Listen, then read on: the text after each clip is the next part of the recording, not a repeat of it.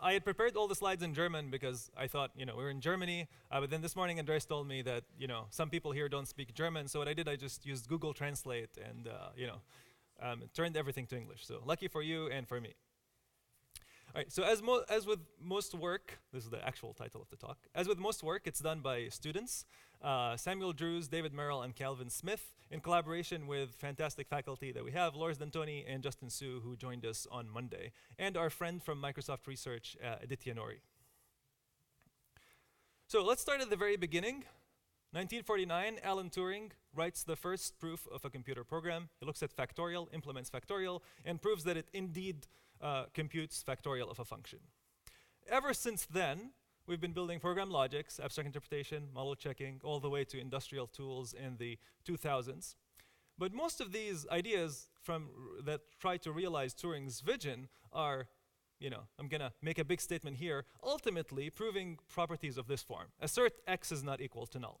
So we're really just proving reachability of a bad state or unreachability of a bad state. But what I'm going to argue next is that the notion of correctness, like this one, is not sufficient for the 21st century. And we need to expand it. It's no longer Boolean. And we need to think of it more broadly in terms of how programs interact with society. So let me give you some examples of what I mean.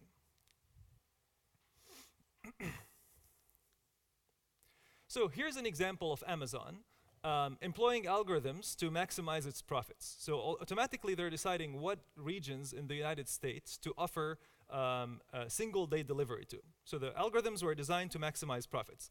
Well, the algorithms correct in the sense of Turing's notion of correctness. Yeah, they were solving an optimization problem. They maximized the profits for Amazon. Fantastic. But ultimately what they did is that they eliminated regions of big cities in the US that are predominantly Black and Latino communities. So they just completely isolated them from the market and from single-day delivery. Keep in mind that these regions typically have not as many department stores, supermarkets, and so on. So they would benefit from delivery services from Amazon. Yep. So another more sinister example that's been making the rounds in the US the past few years and has attracted the attention of academics is the use of automated software, risk assessment software, that is closed source in courts. So for instance, if you are awaiting trial and they want to decide whether to leave you home before the trial or to put you in jail, they enter your information through this risk assessment software, and it says, this is a high-risk person, so they lock you in jail, and you don't get, bail, you don't get, pre-trial release, and so on. And as you may expect, this software was biased against Black defendants. So even if you have a Black defendant with petty crimes compared to a white defendant with much more serious crimes, it would consider them higher risk. So, this is symptomatic of the greater injustice in the criminal justice system in the US, but you can see that we're taking something that is inherently biased and unfair and unjust and amplifying it automatically using programs. As another example, that is a slightly different notion of fairness. In the previous examples, we were looking at allocation, forms of allocation, where you have something good or something bad, and you're allocating it to people, and therefore, denying people some privileges or imposing unjust treatment on other people. So this is a form here of representational bias, where you're taking stereotypes in the world and you're amplifying them using algorithms. So there's an algorithm or a class of algorithms known as word embeddings, where you look at a corpus of text and you try to extract associations between words. So if you look at an arbitrary, well-known text corpora and you apply these algorithms, the kinds of associations that they will discover are essentially sexist. Okay? So it will discover man is to programmer as woman is to homemaker. And why does it do that? Because these biases are inherent in the text that we have.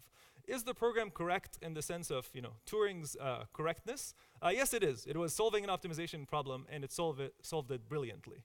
But simultaneously, it extracted all these biases that we have in the language and amplified them.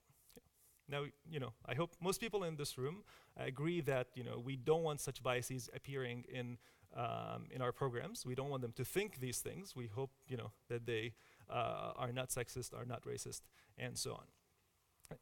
And these notions of representational fairness and allocation fairness have received way more attention, for instance, in computer vision and pictures where sexist and racist stereotypes are amplified, in online ads where, for instance, women don't receive ads for high-paying jobs, or black people receive racist ads for like criminal lawyers and so on.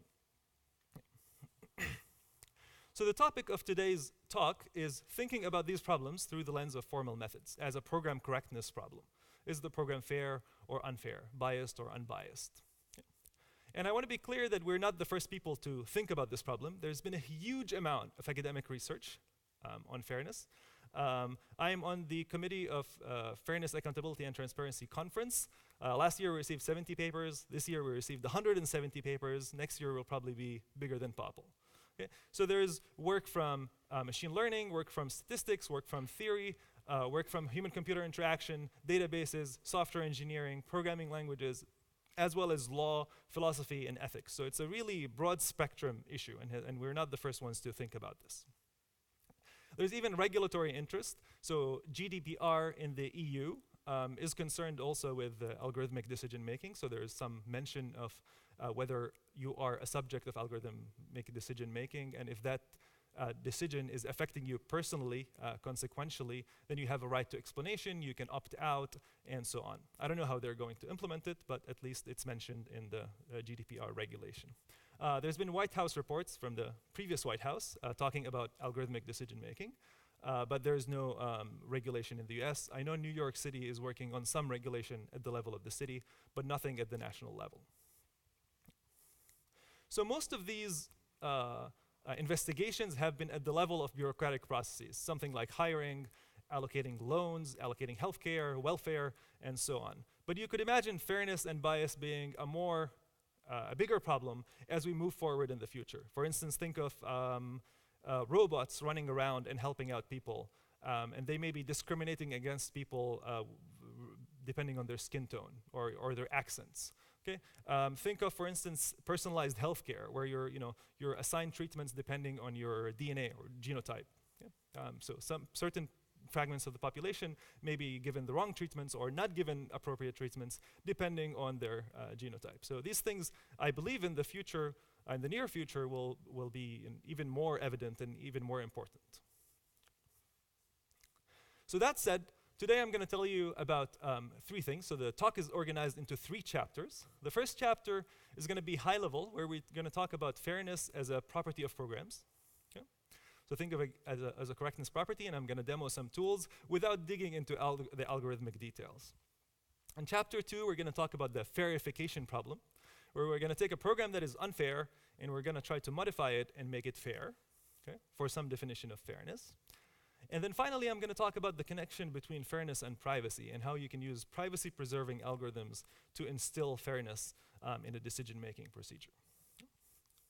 And the key technical theme underlying these algorithms is we want to try to eliminate probabilistic and statistical reasoning as much as possible, and instead reduce everything to logical reasoning, so we can use things like SMT solvers, abstract interpreters, and model checkers and what have you in order to prove or synthesize or repair fair programs. Okay.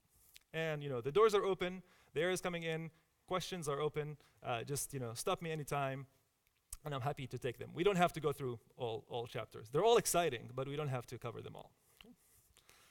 So let's begin at the very beginning. I'm going to formalize the problem as follows, very simply. We have P. P is a decision-making program, okay? Whatever it is. It could be an SQL query that filters out people from a database.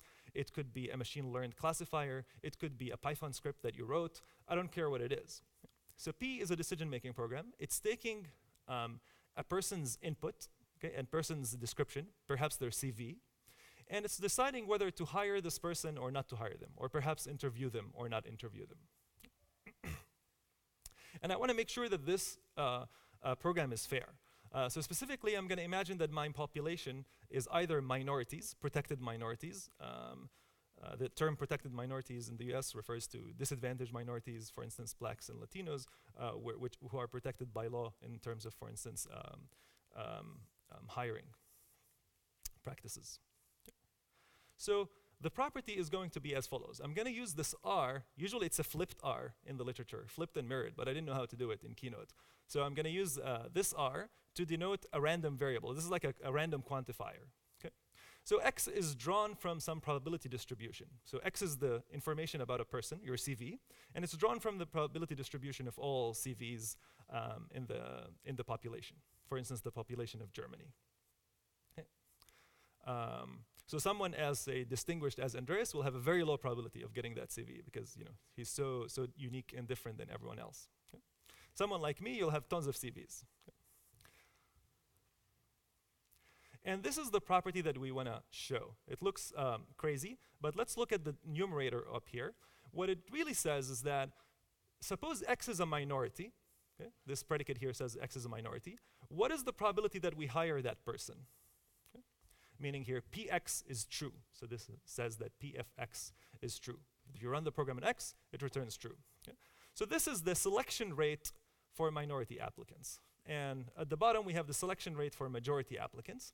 And what we want to show is that this ratio is greater than 0.8. Okay? So a selection rate from minority applicants is at least 0.8 that of majority applicants. So roughly speaking, if you think of the population looks like this, 10% of the people are minorities, and then you apply your algorithm, what you get, what the people you hire are going to resemble the initial population, or at the risk of over-representing minorities, okay? Because this is a one-sided inequality, so I could just hire everyone as a minority, and this fairness definition will still be satisfied. So this notion of fairness is known as a group fairness, because we're talking about two different groups of people, and it was introduced by Feldman and others as a formalization of guidelines in the US by the Equality of Employment Commission, EEOC, who say that if you're hiring, the selection rate from minorities should be 4/5 that of the majorities. Okay? So this is known as the 4/5 rule in the US. And this is a formalization of it. So this notion of fairness talks about it's a coarse granularity. We're talking about groups of people, but it doesn't talk about fairness at the level of two individuals. Okay? So another notion of fairness is called individual fairness, which is roughly speaking a notion of robustness of a decision-making program. So here we're looking at two people. This is what is known as a hyperproperty. So since we're going to be comparing two different executions of the program. So suppose we take two people from the population, and let's imagine that these two people are similar. So we're conditioning here on these two people being similar. Okay? Now, what is the probability that they get different outcomes? Okay? We need this probability to be very small, smaller than some number epsilon. Okay? So if you and I apply to the job and we both have very similar CVs, then the probability that we get the same feedback, the same output or decision, meaning both get hired or both not get hired, should be very high. So this is a notion of fairness at the level of individuals. And the two notions are orthogonal. Okay? So the problem here, of course, is that how do you define who is similar? So this is a subjective choice. You have to define a notion of similarity between two people, two individuals in the population. And you have to ensure that this is fair and does not discriminate against people from protected groups, for instance. So let me give you a concrete example to illustrate these definitions. So this is a hiring example. Okay? And what it's taking as input is two attributes of a person. The rank of the college they went to. So college is the undergraduate institution you attended, where you got your undergraduate degree. And we're going to say that if you went to a top 5 college, okay, then we're going to hire you immediately. Okay? You're hired automatically. This is for the purpose of illustration. Of course, life doesn't work this way. Well, sometimes it does. Otherwise, if you didn't go to a top 5 college, what we're going to do is we're going to look at your years of experience and subtract the rank of the college and check if the number is greater than -5. Okay? So if you didn't go to a good college, then you need a lot of years of experience in order to pass this threshold. Okay? Now the question is this program fair with respect to group fairness? Well, it depends. Okay? We need to know what the population is that we're working with. So we need to define a distribution over the population. For these purposes, I'm going to define a program, a probabilistic program, that's going to represent the distribution of people in my population. So the program looks like this. So it's really just sampling from random distributions and outputting a random person. Okay? So people who are minorities with a, 15% of the population are minorities. People on average go to a college that is ranked 25 with a standard deviation of 10. So this is a normally distribution like this. So most people go to a college that is ranked around number 25. Some people go to a top college. Some people go to a lower ranked college. Yeah. And then some years of experience are similarly defined. But for our purposes, what I'm going to do is I'm going to say that minorities tend to go to lower ranked colleges. Okay? So I'm going to add this by 5, which means that this distribution shifts over here, and the mean of the distributions become 30 instead of 25. Okay. So in this case, the program becomes unfair with respect to the group fairness criteria for minorities, even though the program itself does not know whether you're a minority or not. It's using the proxy. The proxy is the rank of the college you went to detect that you're a minority and therefore discriminate against you. Okay. So I'm going to show you a demo of how actually this can be verified.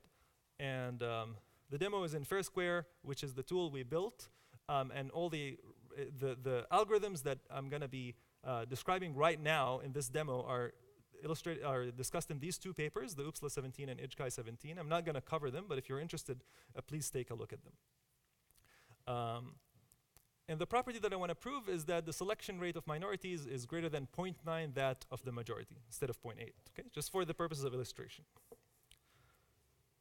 So what's going to happen is I'm going to run the verifier, and it's going to be running some sort of abstract interpretation where it's simultaneously improving an under approximation and an over approximation of the selection rate ratio. Okay? So if the over approximation goes below 0.9, then you know that you're definitely below 0.9. And we're going to see this as a graph over here. So you'll see now that an over and under approximation are converging towards this line, which is the 0.9 line. And eventually the over approximation is going to go below, indicating that this is unfair. Okay? Because if the over approximation is greater than, less than 0.9, then definitely the value is less than 0.9. So this is what happens when you have grad students. Don't hire grad students. Bad idea. So let me go in and try to actually fix this program. Okay? And I'm going to do a computer scientist's rendition of affirmative action. Okay? Specifically, what I'm going to do is I'm going to say, after the hiring procedure is done, if you're a minority, okay, then there is a 30% chance you will still get the job, even if you didn't get it in the first place. Okay? So I'm just going to flip a coin that with a 30% chance hires you anyways. Okay? So this code is really doing that. So forget about the Gaussians.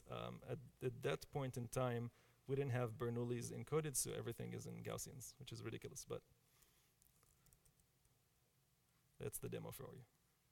So now we're running it again, and you will see it's going to converge much faster by having the under approximation go above the 0.9 threshold rather quickly, actually. Okay? And it discovers that this program is not racist.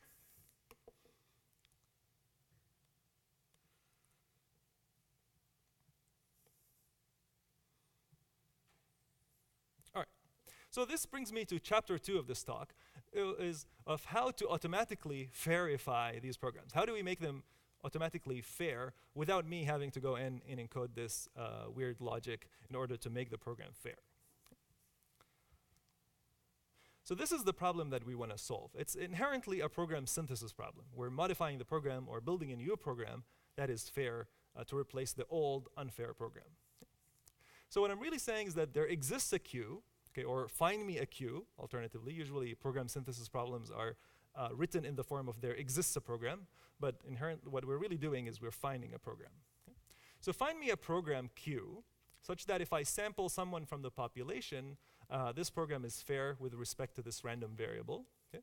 For some definition of fairness, I'm not going to define it. Could be whatever definition we want from the previous slides. And additionally, this shouldn't be an arbitrary program. it should be as close as possible to the original unfair program. So this is the probability that the two programs, the new one and the previous unfair one, disagree. And I want to minimize this probability. Why is that? The idea is that the original program that is unfair is not trying to be blatantly unfair. It perhaps had some blind spots. And what I want to do is I want to nudge it a little bit into the fair zone. Okay? So that's the problem that we have and we want to solve. Any questions? All right. Cool. So how do we solve? Yeah. What's that? This is semantic difference. The disagreement, the probability that they disagree on a specific input from the population. P of x is the original program, so it's returning a true or false. It is a sequence of characters, right? Yeah. It's. Sorry? Oh, no. This is semantic difference. This is the probability that the two programs make different decisions on your application as a job applicant. So, sorry? It's on the result of the program. Okay, yeah. Right. Okay, cool. So this is, as I said, this is inherently a synthesis problem, but it has this probabilistic flavor because we want to minimize some probability and we want to satisfy some probabilistic condition. Okay. So let's think about how we can solve this problem. If you squint hard enough, this is almost like a logical synthesis problem if you eliminate the probabilities. Okay. So specifically in logical synthesis, people look at formulas of this form. Find me a program, Q, such that for all possible inputs, it returns the right answer, where the right answer is defined by some formula phi. Okay. So how do people solve these problems? You can either just give it to an SMT solver and hope for the best, but usually the problem is the quantifier alternation over here. Okay. So what people end up implementing is almost like a guess and check loop, which is known as a counter-example guided inductive synthesis loop, which is very similar to an algorithm known as model-based quantifier instantiation. And the idea of counter-example guided inductive synthesis is to eliminate the universal quantifier by only looking at subset of the inputs to the program. Instead of saying it should be correct for all inputs, you're going to look at a subset, a finite subset, and say it has to be correct for this finite subset, and hope that the resulting program generalizes to all possible inputs. Okay? So it's, you hope, you synthesize something, and then you check it. Okay? So specifically, imagine C, capital C here, is a subset of the inputs. We're going to say, find me a program that works for all this subset of inputs over here. Okay? So you synthesize a program, then you verify that this program is indeed a program that works for all inputs. So notice that here we've eliminated the quantifier alternation. Okay. And then if it fails to verify, then you get a counter example. And then you add this counter example to the set C, and you have more and more inputs. Okay. So in general, this loop is not going to terminate unless the set of programs that you have is finite. So eventually you're going to enumerate them all, and then you will finish. Okay. But in general, this is not guaranteed to terminate. Okay. But I'm going to take inspiration from this algorithm, the guess and check loop, and I'm going to generalize it to the probabilistic setting.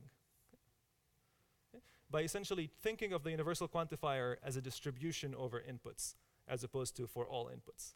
And in fact, in that case, which is seemingly harder, the program, the algorithm is going to terminate or converge in the limit. Okay. So back to our problem, find me a program that satisfies these things, which are probabilistic constraints. I'm going to describe an algorithm known as, or we call, distribution-guided inductive synthesis, or digits. So how is digits going to work? It's going to use the same idea. We're going to take this random quantifier, or universal quantifier, and instead of looking at all possible people in the distribution, we're only looking at some sample of the distribution. Okay. So if this is the room that defines, everyone here defines the distribution, I'm only going to take a sample of you and try to synthesize a program that is fair on this sample. Okay. Specifically, because there is no Boolean notion of correctness here, I'm going to sample, say, 10 people, and I'm going to try to find a set of programs that partitions these people in every possible way. One program that hires everyone, one program that denies hiring to everyone, one program that hires half but not the other half, and so on. So every possible combination, 2 to the n, for where n is the number of samples, which sounds ridiculous but actually works. Okay? So this is the idea. Take this, turn it into sample from this distribution, only look at a small number of people, and try every possible combination of hiring. Okay? So here we sampled n people from the distribution, and I'm saying find me a program at the top here that hires no one. So Q of C1 is bottom, and Q of Cn is bottom, and so on. Okay? And then at the bottom here we have hire everyone, and every possible combination in between. Okay? So we're going to synthesize 2 to the n different programs. Okay? And now we come up with these candidates, and we can check if they're fair using the algorithm that I described and demoed early on. Some of them will be fair, some of them will be unfair. I'm going to throw away the algorithms that are, the programs that are unfair, and I'm going to keep the fair ones. And I'm going to measure the semantic distance between these programs and the original unfair program. Okay? And I can keep doing this loop by sampling some more and increasing the size of my sample, looking at more and more people, until at some point I can stop it and I can take the fair program that has the smallest semantic distance. Okay. So notice here that the semantic distance is not characterized in the synthesis or verification problem. It just happens that if we keep doing this loop, we will eventually come closer and closer to the optimal program. So there's 2 problems here. How do we handle this exponential blowup? I'm telling you, synthesize 2 to the n programs, which is absolutely ridiculous. Well, it turns out we can use a CDCL-like algorithm to learn constraints along the way, and there is lots of symmetry involved in the problem, so we can eliminate lots of synthesis problems easily. Okay? But I'm not going to go into these learning details. The algorithms and the data structures are in the paper, but I'm going to skip them right now. And the next question that I will dig deeper into in detail is how to ensure minimality and convergence. Like, how do we know that this algorithm is not going to go haywire and just completely find, bad or very far fair programs, okay, and diverge, just like the problem in the logical setting without the distributions. Okay. So let's talk about the second challenge over here and leave the other challenge for the reader. All right. So this is the intuition of what is happening. Imagine that this is a box with all possible programs in your universe. And this is here the subset of programs that are fair. Okay? And imagine that this P star here is the optimal program. That is the closest one that is fair, and that is closest to the original unfair program. And what we would like to do is get as close to this as possible. Right? So every time we look at a sum sample, if we have a single person, okay, a sample of 1, we're synthesizing 2 programs, one that hires them and one that doesn't hire them. And then when we consider 2 samples, we're really chopping up the space again, and we're considering 4 programs. Okay? One that hires both, one that hires none, one that hires one that the other, and one that hires the opposite. Okay? So 4 programs. And we keep chopping up the space and finding programs in each quadrant, okay? Until we can find, for instance, at some point we stop and we take the program that is closest to P star that is in the safe region. And the idea is that if you keep doing this, you're going to come closer and closer to P star. But this is not completely evident, because you could keep chopping things up outside in this region over here. Okay? You might just get asymptotically closer and closer, and just all your programs will be clustered over here, and you will never find anything fair. But that turns out not to be the case in specific instances. Specifically, the VC dimension of our program model will be of importance. What is the VC dimension? So the VC dimension is a measure of how powerful your program model is, the set of programs that you have are. Okay? The VC dimension, if it's infinite, if you have just arbitrary Turing machines that you can throw at this problem, the VC dimension is infinite. You have infinite power, and therefore you might diverge. Okay? But for most program models of interest, the VC dimension is finite. So essentially, your set of programs have finite power. And at some point, you're going to exhaust this power by sampling enough points. And you're going to force them to find a fair program that is close and to the original program. Okay. So let's imagine that the space of programs that we have is only half spaces. Okay? in 2 dimensions. So if I have 3 points here labeled false, I can construct this half space that categorizes them all as false. If I relabel these points to make the top 2 true and the bottom 1 false, I can construct this half space over here. Okay? And I can keep going and try every possible combination of labels for these 3 points. And in every instance, I can find a half space that divides them. Okay? Now, imagine that we have 4 points instead. And I label these 2 as true and these 2 as false. Now, in this case, there is no single half space that divides the true from the false. Okay? So it turns out that in this case, the VC dimension of the programs that are only half spaces in 2 dimensions is 3, because the size of the largest set that they can shatter, that's the term used, meaning that no matter how you label it, you can cut them up by finding an appropriate half space, is finite. Okay? So we can't go beyond 3. Once we go to 4, we're done. So VC dimension is a powerful concept. Even if you have arbitrary Boolean combinations of finite size of half spaces, you still have finite VC dimension. If you have automata or symbolic automata with restricted predicate sets, then you have finite half spaces. If you have circuits, then you have finite VC dimension, and so on. Okay? So there's many program models that are of interest that have finite VC dimensions that we can look at. Which brings us to the guarantees of this algorithm. This is a simplified version, unfortunately, and it still looks ridiculous. But essentially what we say is that imagine that there is an optimal program P star, and this P star is fair, and it's closest to the original program that is unfair. And imagine that the set of programs that we consider, the program model, has a finite VC dimension D. Okay? Then pick some epsilon and some delta, which are real values greater than 0.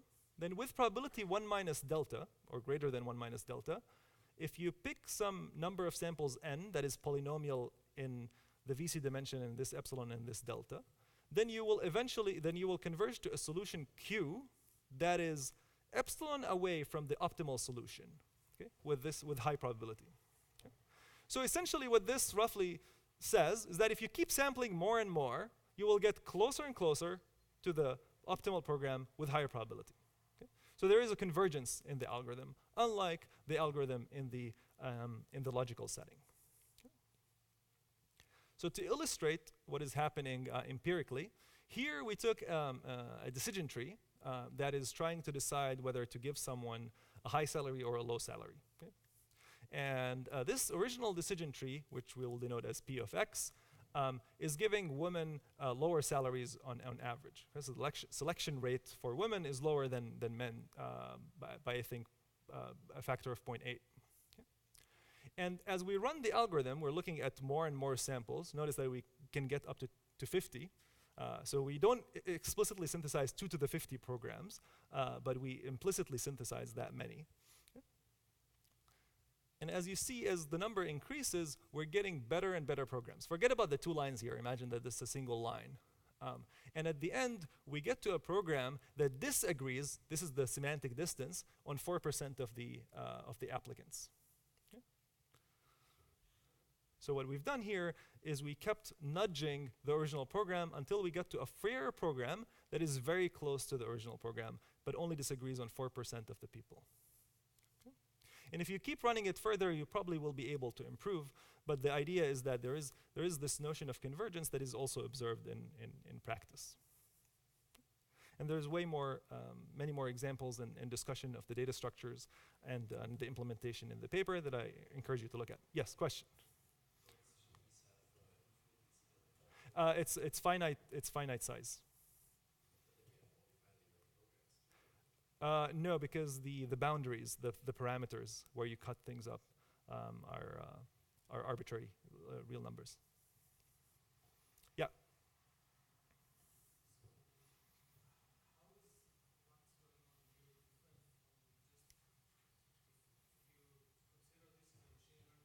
Right, sorry. Uh-huh.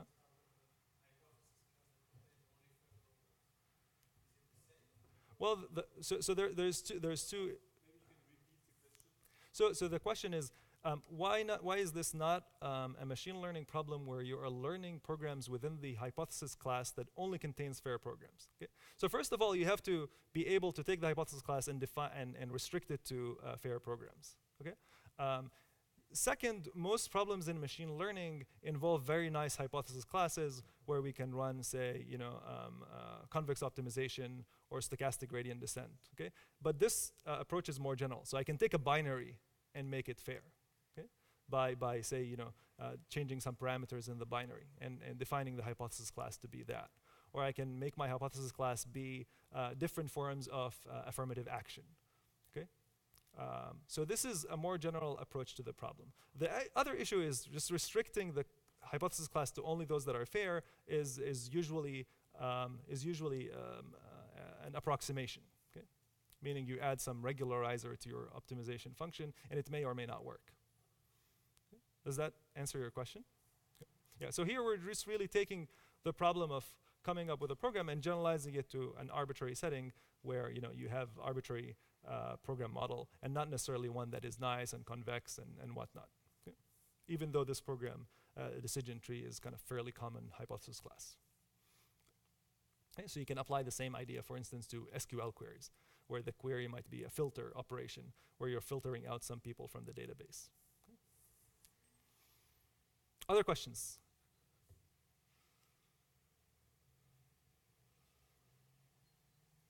All right, cool. So this brings me to the third chapter of the talk, which is fairness and privacy. Oops. All right, so this is one of the most influential paper in the field, in the computer science study of fairness. It's called Fairness Through Awareness. This is another recent paper called Meritocratic Fairness, where you're selecting a group of people from a larger group, maybe like the best people to send to the World Cup, and you don't want to send the same people you sent last time. You want to send like the best people right now, and you want to select them fairly. So both of these papers, at the heart of their algorithms is what is known as a differentially private mechanism. And the idea here is that we can use notions of privacy in order to enforce fairness at the level of individuals. Okay? Meaning if two people are very similar, have very similar skills, then they will go to the World Cup with a similar chance. Okay? Roughly speaking. So let's look at what differential privacy is and then think of the problem of how to verify these mechanisms. So the differential privacy is usually defined over a database. Okay? So you have a database of people, and perhaps each person and their score, higher is better. And maybe this program P selects the person with the highest score. Okay? Says A is the best person here, we should hire this person out of this set. Okay? So here we're not dealing with distributions over people, we're dealing with a fixed set of people. So in order to enforce privacy, okay, this program P will be adding noise to the distribution. Okay? So semantically, it will be adding noise to the result, okay? Random noise. So semantically, we could think of P as it takes a database and returns a distribution.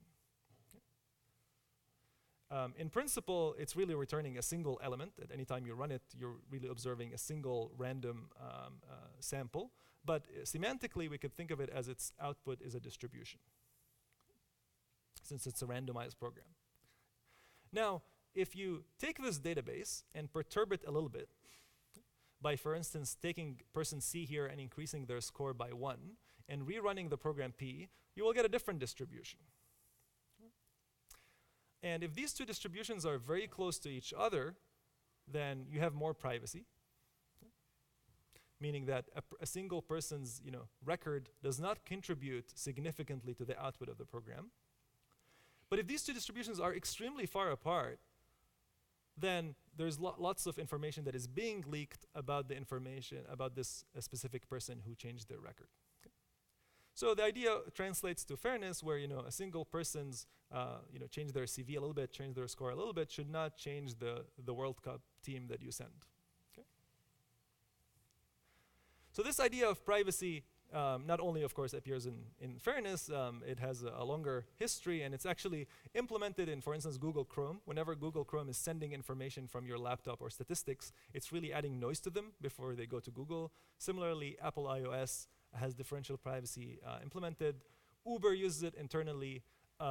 In the US, the Census Bureau, which does the large-scale population surveys, is implementing differential privacy in order to add noise to the results of the statistics so that when they release them, they don't leak your information, for instance. So the principle is very general and very elegant.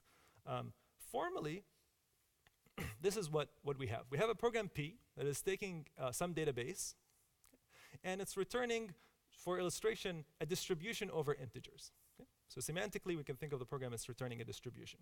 It doesn't have to be integers, but for illustration, imagine it's only integers. Now, what differential privacy says is that it's a bit complicated, but once we finish it, it should be clear. Take two databases D and D prime and two parameters A and epsilon, and imagine that these two databases are adjacent or close to each other, okay? For some definition of adjacent. We don't have to define it formally right now. Okay. Now, this implies that if you run the program P on the first database, and the probability of getting A is less than or equal to e to the epsilon multiplied by the probability of running the program on D prime and getting the same answer. Okay.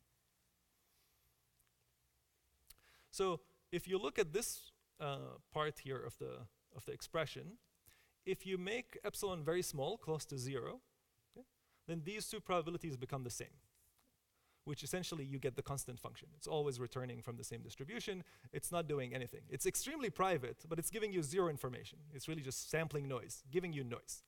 If you increase epsilon, okay, then the two distributions go far apart, and therefore you're losing privacy, but you're gaining accuracy. Okay? So that's what's happening. And usually when you want to prove differential privacy, you want to prove it for every possible choice of noise that you add. Okay. So this is a parametric definition by some epsilon. So what are the issues with differential privacy? The first issue is that proving differential privacy is pretty hard. And in fact, there's been published algorithms in the literature, CLU et al., where the authors claim that something, a mechanism is differentially private, and then it turned out that their proof is incorrect. Another problem is that existing automated techniques for verifying such things only work for simple algorithms. So they use a simple property of differential privacy known as composition to prove differential privacy, but that is usually insufficient to prove privacy of the mechanisms that we are interested in, particularly those used in the fairness literature. So our goal here is to automatically prove differential privacy for advanced algorithms. Okay? We want to do it automatically. Just one shot, press a button, algorithm is correct or not correct. Okay. So these are the ideas that we're going to use to do that. We're going to use a notion of a proof called a coupling proof. So this is a notion of proof of randomized algorithms that usually works for a pair of algorithms. Okay? So it's a hyperproperty. And a coupling proof, what it does is it just forces the two algorithms or the two programs that are randomized to work together somehow. Okay? So this is a classic approach for reasoning about randomized algorithms, but recently my co-author Justin Su, as well as Giles Barth and their co-authors, they ported these ideas to a relational Hoare logic. But still, you had to come up with these proofs. You had to dream them up just like you dream up an inductive invariant. And it was really unclear how to automate such discovery of such proofs. So it turned out, we thought hard about it, and it turned out we can think of them as games. It's like you have these two programs running, these two randomized programs running on two adjacent databases, and they're trying to diverge and give you completely different distributions. And you want to couple them by bringing them back together and forcing them to produce the same output, roughly speaking. Okay? So you're playing a game against the programs. We can think of the proof system as playing a game against the programs. So how do we synthesize strategies to solve games? Usually we construct a set of constraints, okay, and solve them, and you get a strategy for playing that game. Okay. In this case, we're dealing with probabilistic programs. Okay? There's noise involved, random noise. So we have logical plus probabilistic constraints. But it turned out that we can actually get rid of those probabilistic constraints and instead end up solving a synthesis and verification problem of this form, similar to what we saw earlier. Okay? So what this will say is that find me a proof. Okay? The proof will be a program, essentially, okay, that is trying to force the two processes to come together such that a certain condition holds. Okay? So the idea is that get rid of probabilistic reasoning, turn everything into a logical synthesis problem. All right. So in order to enable this approach, we came up with a notion of coupling that we call variable approximate coupling. Okay? And it works as follows. Imagine that we have these two Laplace distributions. This is the Laplace distribution, which looks like this, as you can see, and it tapers off exponentially. So here we have two distributions. One has mean 0, okay, so its average value you get, the expected value is 0. The other one has the expected value of 1. Okay? And the scale of the distributions is 1 over y. Okay? The scale of distribution is how fat it is. Okay? And the reason I write it as 1 over y is because you will see shortly why. Okay? So a variable approximate coupling looks like this. It says, if I pick C in the first distribution, and if I pick the same value C in the second distribution, then the difference in their probabilities is y. Okay? Formally, what this says is that the probability of getting C in the first distribution, which I'm going to call mu1, is less than or equal e to the y multiplied by mu2, the probability of getting C in mu2. So notice that this becomes very close to the definition of differential privacy that I showed you earlier. Okay. So I'm really just saying, okay, if I pick C here and C there, then this is the difference. And I'm recording the difference. And I'm recording everything within a relation. Okay, so it's a relation over triples here. So it says pick this and this in these two distributions. This is the difference. This is an upper bound on the difference that is written like this. Okay. So this is what we call a variable approximate coupling. Now imagine that we have a difference of 2 between the two distributions. One has mean 0 and one has mean 2. Here's another coupling that we can use. If you pick C in the first distribution, okay, and you pick the same C in the second distribution, then the difference in probabilities is 2 times y. Here's another example. Go back to the same original distributions, where one has mean 0 and one has mean 1. If I pick C in the first program, and if I pick C plus 1 in the second program, or the second distribution, then the difference in probabilities is 0. Okay? Because if I pick 0 here, and I pick 0 plus 1 here, these have the same probability, okay, as you can see up there. Okay? So the difference in probabilities is 0. So notice what's happening here. Even for two distributions, there's infinitely many possible approximate couplings that I can come up with. It's not a finite space. I really have leeway. I can do whatever I want as long as the upper bound is indeed an upper bound over here. Okay? So this is a variable approximate coupling. Now, it turns out, this is the proof rule that we construct, or a high-level form of it, is that a program P is differentially private if you pick any two databases that are adjacent, okay, and any epsilon. There exists a coupling, okay, meaning a triple, a relation. There exists a relation such that this relation couples the output distributions of the two versions of the program, one running on the first database and one running on the second database.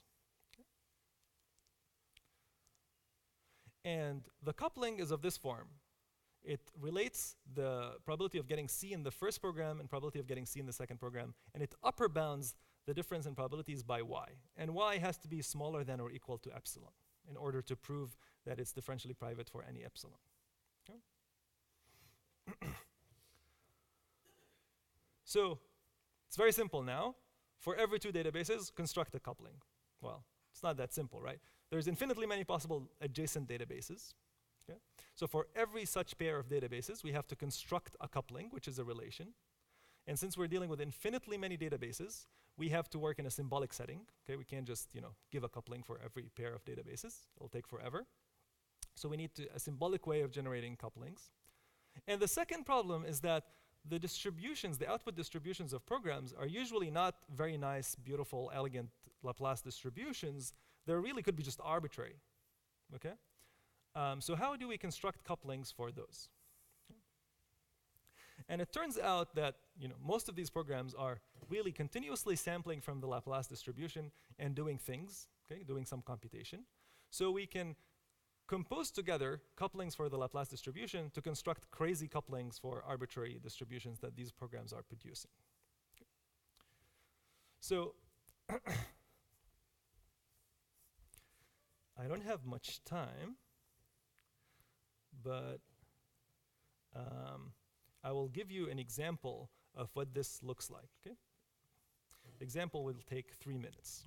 So this is called the Report Noisy Max program that is a well-known differentially private mechanism. It looks very simple.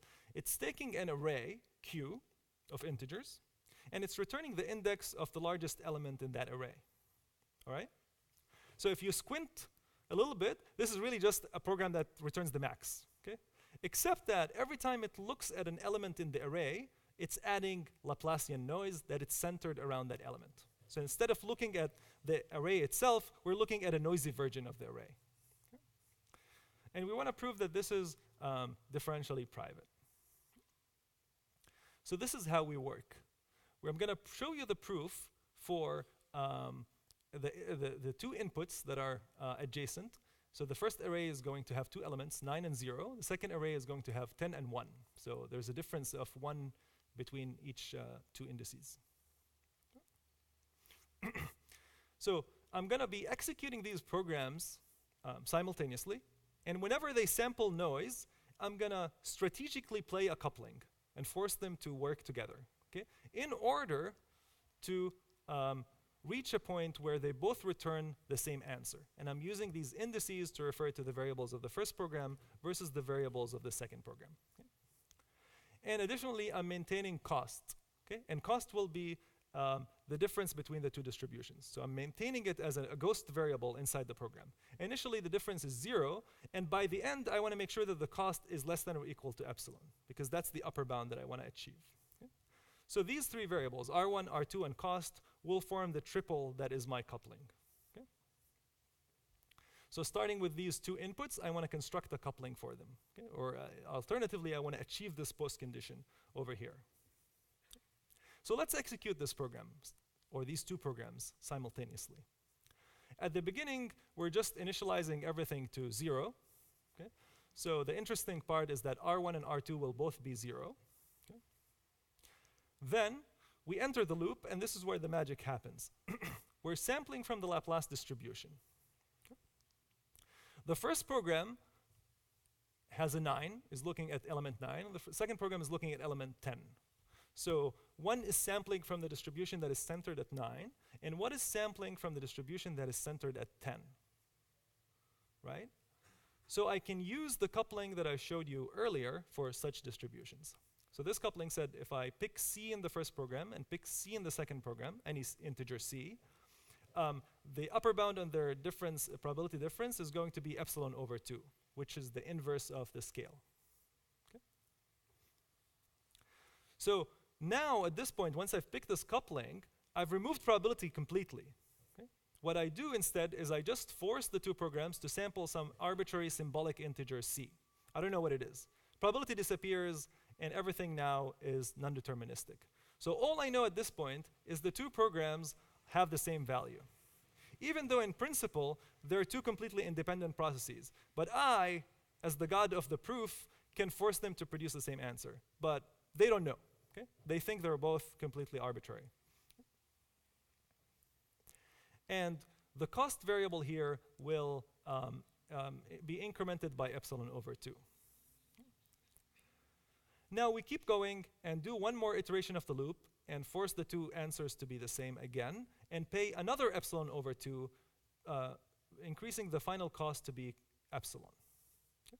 So the return value of the first one and the second one will be the same because I've forced them to do exactly the same thing throughout. Okay? And the cost will be less than or equal to epsilon because it doesn't exceed epsilon. So I've constructed a proof for these two inputs over here. But this proof, turns out, does not generalize to arbitrary inputs. And the reason is, in every iteration, I'm using this coupling, which means that in every iteration, I'm paying this cost. So if an array has n elements, then I'm paying n times epsilon over 2. Okay? So I've really proven a pretty loose bound on differential privacy. Okay?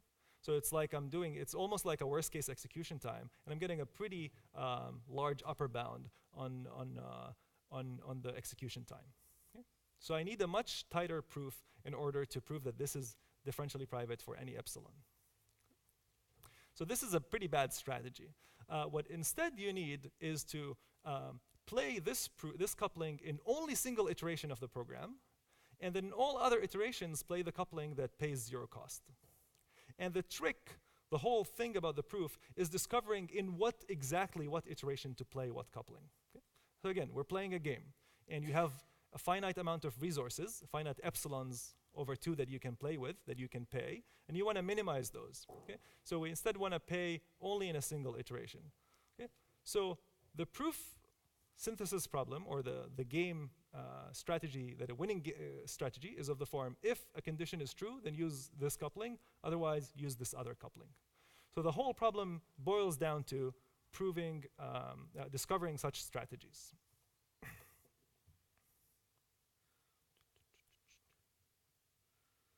All right. I am happy to tell you more about how the constraints that we generate for solving these strategies are, but ultimately they're constraint horn clauses with unknown, uninterpreted functions that denote the strategy. Okay? And additional constraints to ensure that you don't produce bogus couplings. Okay?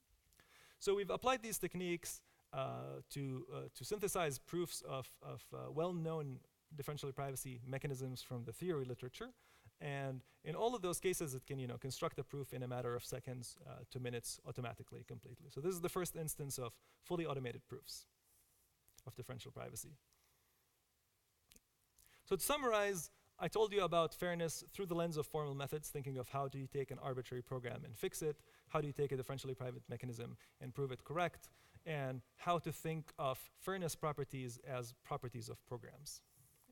But there's much work to do. How do we reason about accuracy? As we said, you can achieve fairness by being completely inaccurate. How do we prove accuracy properties? How do we embed fairness as a first-class construct in a programming language? Okay? So as you're writing a program, if you figure out that you're doing something consequential to people, you want to put some monitoring code to ensure that your program is not doing something crazy. Okay? So we're thinking about fairness-aware programming, where your assertions are assertions about fairness and bias of your language. The final thing is, how do we disprove differential privacy? What I've shown you so far is only a way to construct a proof, but if it cannot find a proof, that doesn't mean there's a bug. Okay? How do we construct counterexamples of differential privacy? So we're trying to invert the proof system in order to produce counterexamples instead of proofs. And that will be it. Thank you.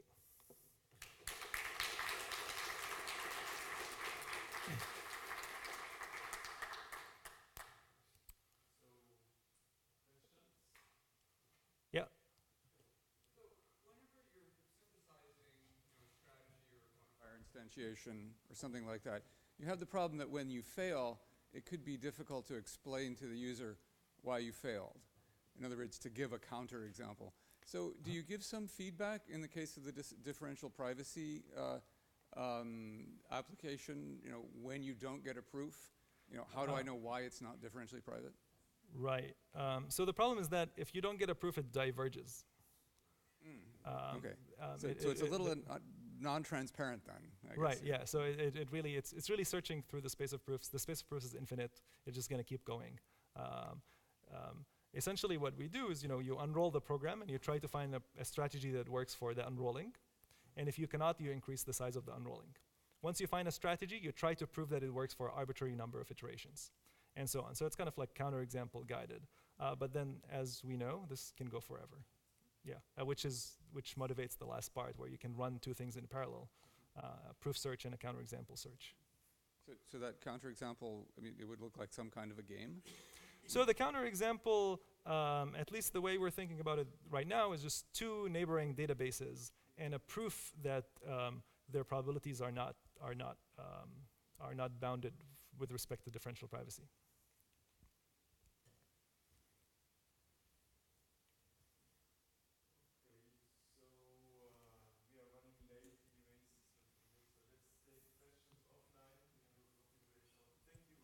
Thank you.